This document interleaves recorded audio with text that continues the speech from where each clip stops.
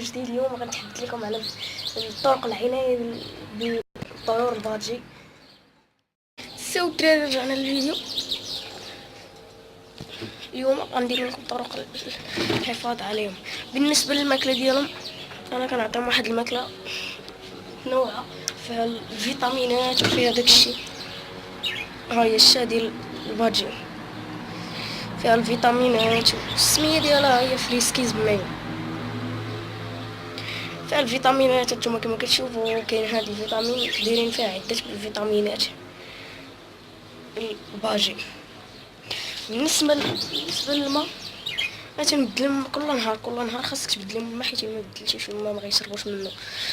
بالنسبة لشحال من قارورة دير لهم جوج، شي الا كانوا عندك جويه. بالنسبة للبيض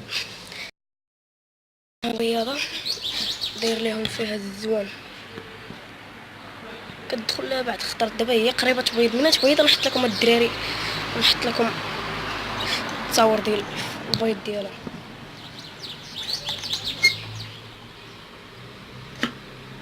دير هاد النتوه هادي الزرقاء، ها هي زرقاء. وكاينه هادي، كاينه هاد الدكير هذا صفر.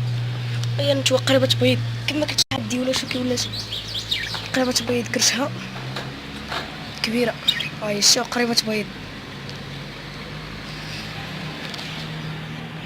بالنسبه للنقاء بالنسبه للنقاء تندير لهم انا واحد ديك الرشاشه ندوش لهم فيها.